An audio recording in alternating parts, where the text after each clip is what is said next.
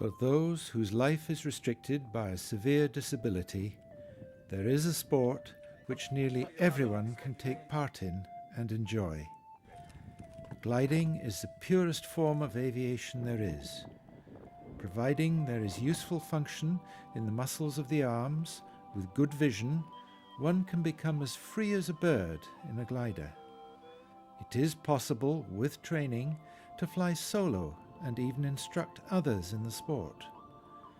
Those with very severe disabilities can still enjoy it, with an instructor to operate the controls of the glider. The exhilaration of climbing to the clouds and above, with only the engine of the air to waft you aloft, is a thrilling experience. For someone confined to a wheelchair for life, it can liberate the soul and bring an extra dimension to life, which many disabled people have lost due to an accident or illness. It was the vision of one man who made this possible. Joe Fisher, a retired aeronautical engineer and a keen glider pilot, contacted the firm of Schleicher in Germany, who manufactures gliders, about the feasibility of adapting one of their training gliders, the K-21 two-seater, to having hand controls only, as the rudder pedals are normally operated by the feet. This would allow those paralyzed below the waist to have total control of the glider. A visit to Germany and an explanation of what was needed produced a positive result. Since the founding of Walking on Air over 10 years ago, much of Joe Fisher's dream has been realised. Sport Scotland have funded the cost of a glider with the necessary modifications. Other firms have sponsored a launch point caravan with easy access for wheelchairs and even a hoist to help severely disabled members to enter the cockpit. Others have helped to subsidise the flying fees and the cost of running the club. Volunteers have been recruited from the ranks of the Scottish Gliding Union to act as helpers and instructors.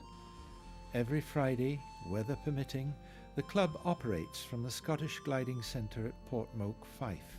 Assessments are given to the very severely disabled and instruction to those who have enough of their faculties remaining to control the glider safely. Because of its success, other clubs are being started up, not only in the UK, but worldwide.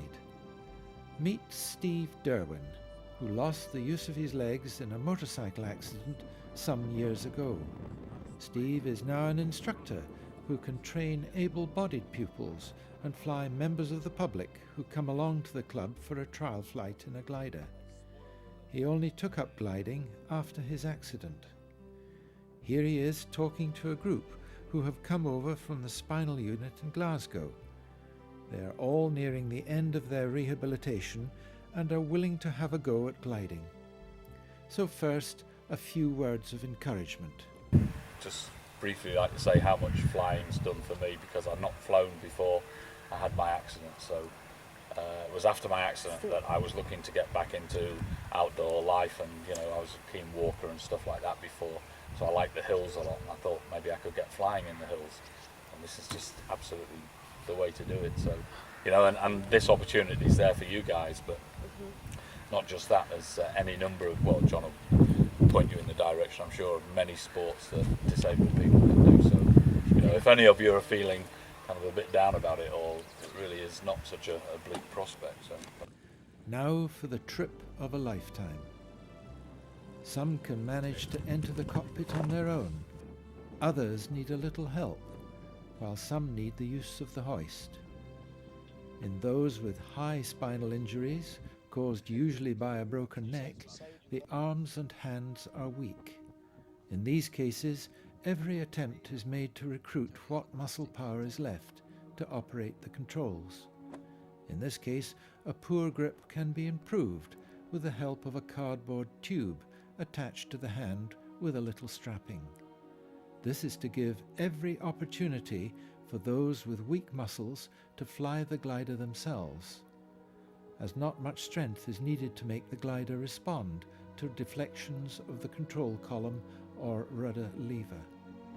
In this way, someone who has lost the power to move around independently on the ground can regain freedom in the air, which is a great boost to one's morale. In the summer, the club runs expeditions to other gliding sites around the UK and Ireland. This can be the holiday of a lifetime for some. Each May, Walking on Air visits Feshy Bridge in the Spey Valley, where members enjoy some spectacular flying and scenery around the Cairngorms. For the disabled, gliding can be very liberating, and with proper training can result in the ab initio pilot becoming a fully fledged instructor, handing on his or her skills to others. So, despite profound disabilities, it is possible that quite literally the sky's the limit.